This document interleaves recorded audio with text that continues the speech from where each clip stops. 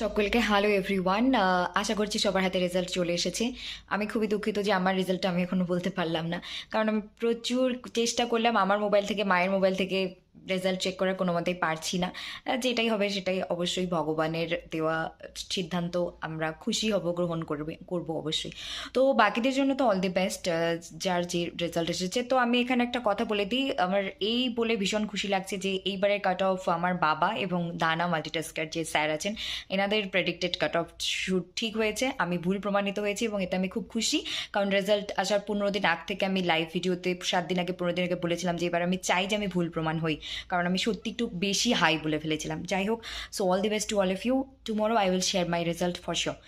कल मैं आप लोगों के साथ मेरी रिजल्ट शेयर करूंगी, क्योंकि आज मैं बहुत कोशिश कर रही थी अपनी रिजल्ट ढूंढ देखने के लिए। मम्मा के मोबाइल से, मेरी मोबाइल से नहीं हो पा रही है, तो क्या करूँ, रिलैक्स रहनी है ना।